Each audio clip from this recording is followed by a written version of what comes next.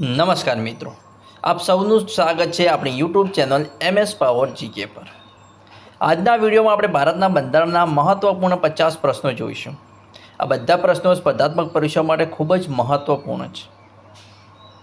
આ વિડીયોમાં દરેક પ્રશ્ન ખૂબ ધ્યાનથી પસંદ કરવામાં આવ્યો છે, જેથી તમે પરીક્ષામાં આવતા મહત્ત્વના મુદ્દાઓ સરળ રીતે સમજી શકો।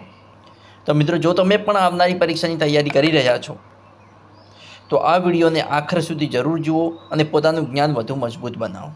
તો ચાલો મિત્રો, હવે શરૂ કરીએ ભારતના બંધારણના 50 મહત્વપૂર્ણ પ્રશ્નો। ભાગ 1। જિલ્લા પંચાયતની મુદત ખાલી જગ્યા વર્ષની હોય છે? તો 5। જિલ્લા પંચાયતની મુદત 5 વર્ષની હોય છે। લોકસભામાં ગુજરાતની કેટલી બેઠકો છે? તો ગુજરાતમાં 26 બેઠકો છે। લોકસભામાં ગુજરાતની 26 બેઠકો છે। The Right of Children to Free and Compulsory Education Act 2009 અન્વયે નીચેના પૈકી કઈ બાળકની વ્યાખ્યા સાચી છે? તો 6 થી 14 વર્ષની વયનું બાળક। નેક્સ્ટ, સંયુક્ત યાદીમાં કેટલા વિષયનો સમાવેશ કરવામાં આવ્યો છે? જવાબ છે 52। સંયુક્ત યાદીમાં 52 વિષયનો સમાવેશ કરવામાં આવ્યો છે। ભારતનું ઝંડા ગીત કયું છે? વિજય વિશ્વ તિરંગા પ્યારા, જે ભારતનું ઝંડા ગીત છે। કેન્દ્રીય તકેદારી આયોગની રચના કોની ભલામણથી થઈ હતી? જવાબ છે સંથાનમ સમિતિ। કેન્દ્રીય તકેદારી આયોગની રચના સંથાનમ સમિતિની ભલામણથી થઈ હતી। સાંસ્કૃતિક તથા શૈક્ષણિક અધિકારોમાં કયા અધિકારો સમાવિષ્ટ છે? ઉપરોક્ત તમામ, એટલે કે લઘુમતીઓને તેની શૈક્ષણિક સંસ્થાઓ સ્થાપવા અથવા ચલાવવાનો અધિકાર, લઘુમતીઓને તેમની ભાષાને પ્રોત્સાહિત કરવાનો અધિકાર અને પ્રવેશ મેળવવાની પ્રક્રિયામાં ધર્મ, જાતિ, જ્ઞાતિ આદિના આધારે ભેદભાવ ન પામવાનો સાંસ્કૃતિક તથા શૈક્ષણિક અધિકારોમાં સમાવિષ્ટ છે। નીચેનામાંથી કયું જિલ્લા કલેક્ટરનું કાર્ય નથી? તો જવાબ છે નીતિ વિષયક બાબતોમાં નિર્ણય કરવા બાબત જે કલેક્ટરનું કાર્ય નથી, જ્યારે જમીન મહેસૂલ, જિલ્લા વિકાસ કાર્યો અને કાયદો અને વ્યવસ્થાની જાળવણી જે જિલ્લા કલેક્ટરના કાર્યો છે। નેક્સ્ટ, મૂળભૂત ફરજોનો વિચાર કયા રાષ્ટ્રના બંધારણમાંથી અપનાવાયો છે? તો જવાબ છે ઓપ્શન સી, રશિયા। મૂળભૂત ફરજોનો વિચાર રશિયાના બંધારણમાંથી અપનાવાયો છે। પ્રથમ લોકસભાની રચના ક્યારે કરવામાં આવી હતી? જવાબ છે 1952માં। પ્રથમ લોકસભાની રચના 1952માં કરવામાં આવી હતી। ભારતીય રાષ્ટ્રીય કોંગ્રેસના કયા અધિવેશનમાં સ્વતંત્ર ભારતનું બંધારણ કેવું હોવું જોઈએ તેના પર ચર્ચા થઈ હતી? જવાબ છે ઓપ્શન સી, કરાંચી અધિવેશન 1931માં। ભારતીય રાષ્ટ્રીય કોંગ્રેસના કરાંચી અધિવેશન 1931માં સ્વતંત્ર ભારતનું બંધારણ કેવું હોવું જોઈએ તેના પર ચર્ચા થઈ હતી। ભારતની સામાજિક સંરચના કઈ બાબત પર આધારિત છે? જવાબ છે ઓપ્શન સી, જ્ઞાતિવાદ। ભારતની સામાજિક સંરચના જ્ઞાતિવાદ પર આધારિત છે। બંધારણની 9મી અનુસૂચિ અંગે નીચેના વિધાનો ધ્યાને લો। વિધાન 1 કે તેમાં સમાવિષ્ટ બાબતો અંગે સર્વોચ્ચ અદાલતને ન્યાયિક પુનરાવલોકનનો અધિકાર નથી। વિધાન 2 કે તેનો સમાવેશ મૂળ બંધારણમાં પહેલેથી જ કરવામાં આવ્યો હતો। ઉપરના પૈકી કયા વિધાનો સાચા છે? અમારે સાચું વિધાન ગોતવાનું છે આપણે। તો આપણો જવાબ રહેશે બંનેમાંથી એક પણ નહીં। આ બંનેમાંથી કોઈ પણ વિધાન જે 9મી અનુસૂચિને લાગુ પડતા નથી। ભારતના મુખ્ય ન્યાયમૂર્તિનો હોદ્દો ખાલી હોય ત્યારે કામચલાઉ મુખ્ય ન્યાયમૂર્તિની નિમણૂક વિશેની જોગવાઈ ભારતના સંવિધાનના ખાલી જગ્યા અનુચ્છેદમાં દર્શાવાયેલ છે। તો આપણો જવાબ રહેશે ઓપ્શન ડી, 126 અનુચ્છેદમાં।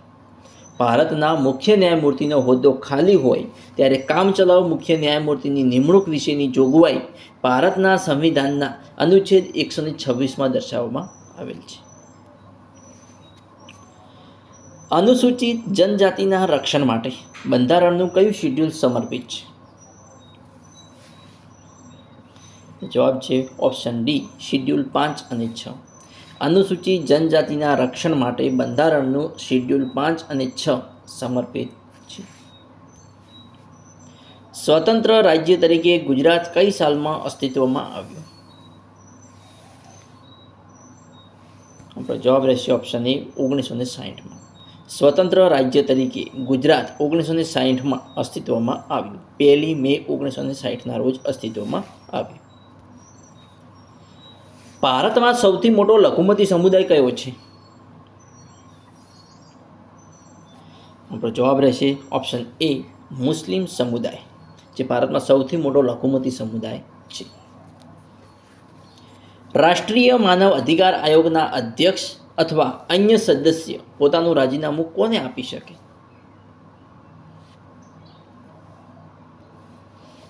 જવાબ રહેશે ઓપ્શન બી, રાષ્ટ્રપતિને. રાષ્ટ્રીય માનવ અધિકાર આયોગના અધ્યક્ષ અથવા અન્ય સદસ્ય પોતાનું રાજીનામું રાષ્ટ્રપતિને આપી શકે.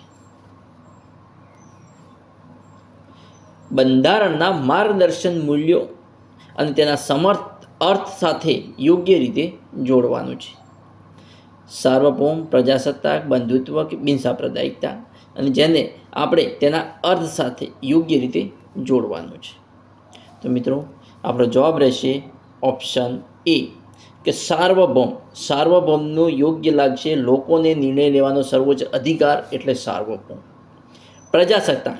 પ્રજાસત્તાક એટલે રાજ્યના વડા ચૂંટાયેલા વ્યક્તિ છે એટલે પ્રજાસત્તાક છે. ત્રીજું છે બંધુત્વ. બંધુત્વ એટલે કે લોકોએ ભાઈ બહેનની જેમ જીવવું જોઈએ, એને બંધુત્વ કહેવામાં આવે છે. અને બિનસાંપ્રદાયિક. બિનસાંપ્રદાયિક એટલે કે સરકાર કોઈ પણ ધર્મની તરફેણ કરશે નહીં, તો તેને બિનસાંપ્રદાયિક કહેવાય. જોઈએ નેક્સ્ટ. સમાજવાદમાં ઉત્પાદન અને વિતરણની સમગ્ર વ્યવસ્થા કોને હસ્તક હોય છે? જવાબ છે રાજ્યના. સમાજવાદમાં ઉત્પાદન અને વિતરણની સમગ્ર વ્યવસ્થા રાજ્યના હસ્તક હોય છે.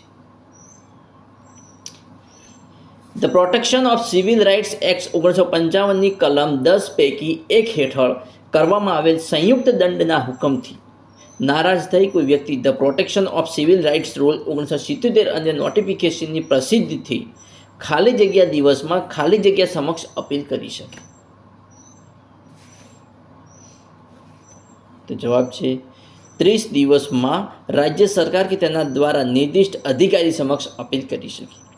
The protection of civil rights act 1955ની કલમ 10 પૈકી 1 હેઠળ કરવામાં આવેલ સંયુક્ત દંડના હુકમથી નારાજ થઈ કોઈ વ્યક્તિ the protection of civil right rules 1977 અન્વયે નોટિફિકેશનની પ્રસિદ્ધિથી 30 દિવસમાં રાજ્ય સરકાર કે તેના દ્વારા નિર્દિષ્ટ અધિકારી સમક્ષ અપીલ કરી શકે.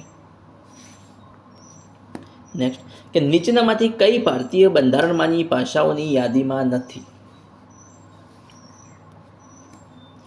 તો રાજસ્થાની ભાષા. રાજસ્થાની ભાષા ભારતીય બંધારણમાંની ભાષાઓની યાદીમાં નથી. આદિજાતિના બેરોજગાર વ્યક્તિને રોજગારી હેઠળ વ્યક્તિગત ધિરાણ યોજના અંતર્ગત આપવામાં આવેલ લોન પરત કરવાનો સમયગાળો શું છે?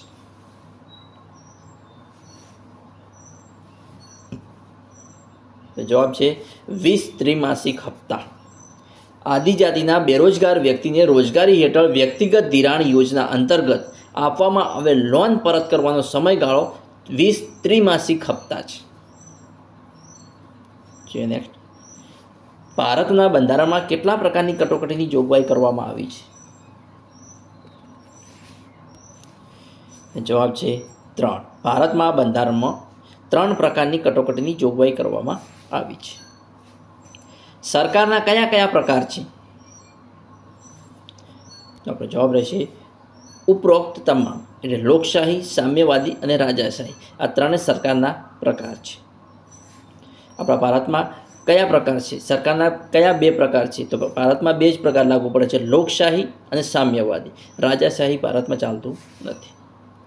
નેક્સ્ટ, કે બંધારણમાં સુધારો કરવા માટે સંસદના બંને ગૃહોની કુલ સભ્ય સંખ્યાના કેટલા સભ્યોની બહુમતી જરૂરી હોય છે?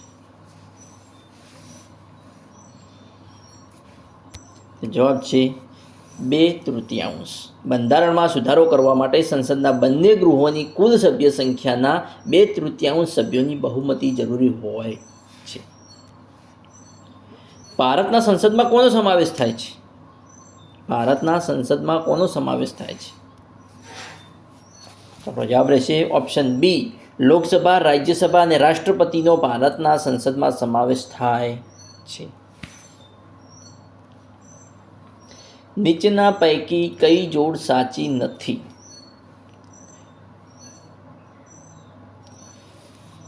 આપણો જવાબ આવી ગયો છે રાષ્ટ્રીય પ્રાણી સિંહ, જે જોડ સાચી નથી. જ્યારે રાષ્ટ્રીય પક્ષી મોર, રાષ્ટ્રીય ફૂલ કમળ, રાષ્ટ્રીય ફળ કેરી એ જોડ સાચી છે. આપણું રાષ્ટ્રીય પ્રાણી વાઘ આવે. નેક્સ્ટ, કે નીચેનામાંથી કોણ બંધારણની ડ્રાફ્ટિંગ સમિતિના સભ્ય ન હતા? આપણો જવાબ રહેશે ઓપ્શન બી, રાજેન્દ્ર પ્રસાદ. રાજેન્દ્ર પ્રસાદ બંધારણની ડ્રાફ્ટિંગ સમિતિના સભ્ય ન હતા. જ્યારે કૃષ્ણસ્વામી અય્યર, બાબા સાહેબ આંબેડકર અને ગોપાલ સ્વામી અયંગર એ ડ્રાફ્ટિંગ સમિતિના સભ્ય હતા. ભારતનું ચૂંટણી પંચ કોના માટે ચૂંટણી યોજે છે?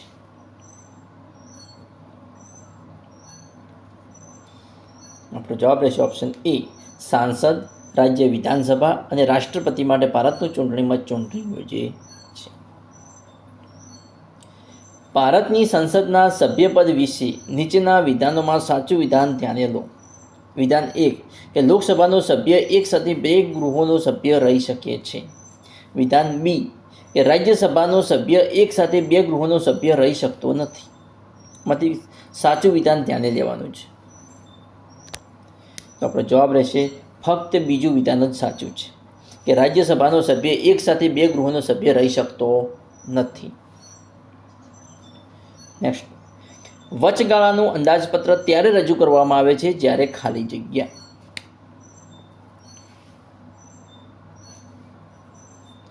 તો જવાબ છે નવા નાણાકીય વર્ષ પહેલાં ટૂંકા ગાળા માટે રજૂ કરવામાં આવે ત્યારે.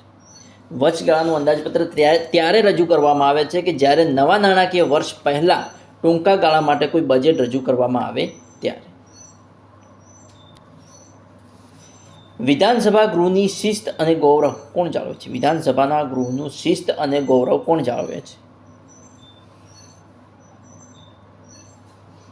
તો જવાબ રહેશે ઓપ્શન એ, સ્પીકર. વિધાનસભા ગૃહનું શિસ્ત અને ગૌરવ સ્પીકર જાળવે છે.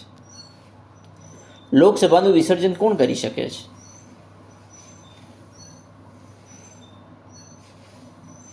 જવાબ છે રાષ્ટ્રપતિ. રાષ્ટ્રપતિ લોકસભાનું વિસર્જન કરી શકે છે.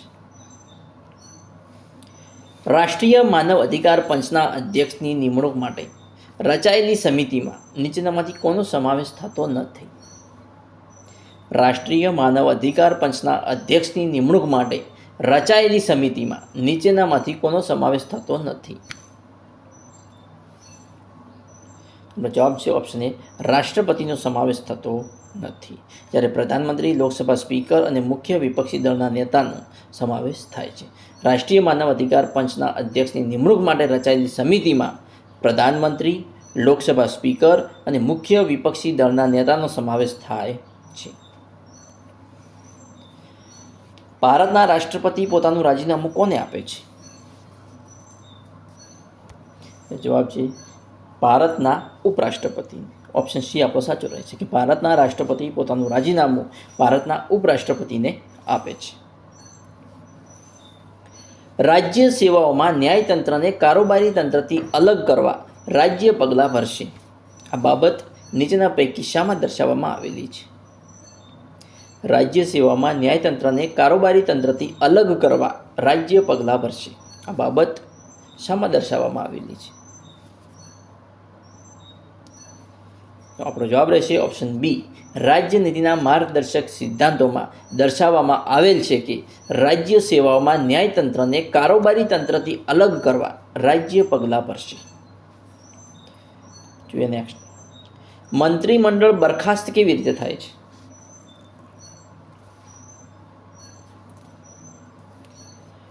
તો જવાબ છે લોકસભામાં અવિશ્વાસની દરખાસ્તથી મંત્રીમંડળ બરખાસ્ત થાય છે. લોકસભામાં અવિશ્વાસની દરખાસ્તથી મંત્રીમંડળ બરખાસ્ત થાય છે. નેક્સ્ટ. કયા વર્ષમાં બંધારણમાં સુધારો કરીને મૂળભૂત ફરજોનો બંધારણમાં સમાવેશ કરવામાં આવ્યો હતો?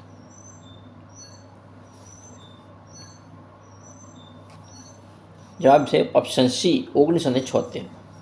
1976ના વર્ષમાં 42મા બંધારણીય સુધારામાં મૂળભૂત ફરજોનો બંધારણમાં સમાવેશ કરવામાં આવ્યો હતો. 1930થી 40માં સ્વતંત્રતા ચળવળ દરમિયાન મહાત્મા ગાંધીને જે જેલમાં રાખવામાં આવ્યા હતા તેનું નામ આપો. જવાબ છે ઓપ્શન બી યરવડા સેન્ટ્રલ જેલ. 1930થી 40માં સ્વતંત્રતા ચળવળ દરમિયાન મહાત્મા ગાંધીને જે જેલમાં રાખવામાં આવ્યા હતા તે જેલનું નામ છે યરવડા સેન્ટ્રલ જેલ. નેક્સ્ટ. ગ્રાહકોની ફરિયાદના નિવારણ માટે કઈ સંસ્થાની રચના થઈ છે?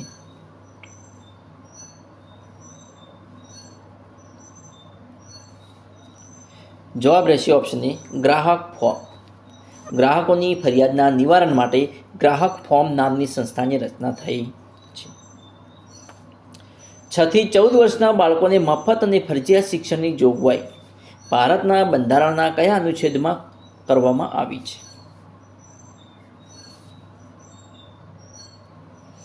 જવાબ છે ઓપ્શન સી અનુચ્છેદ 21 6 થી 14 વર્ષના બાળકોને મફત અને ફરજિયાત શિક્ષણની જોગવાઈ કરવામાં આવી છે.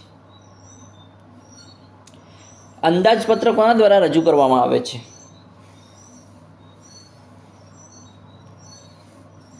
જવાબ છે ઓપ્શન સી નાણાપ્રધાન.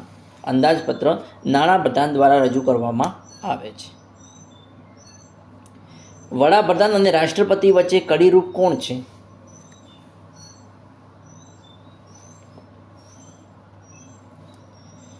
જવાબ રહેશે ઓપ્શન એ લોકસભા અધ્યક્ષ. વડાપ્રધાન અને રાષ્ટ્રપતિ વચ્ચે કડીરૂપ લોકસભાના અધ્યક્ષ છે. ભારતના નિયંત્રક મહાલેખા પરીક્ષક એટલે કે કંટ્રોલર એન્ડ ઓડિટર જનરલ રાજ્યના હિસાબોનો અહેવાલ કોને સાદર કરશે?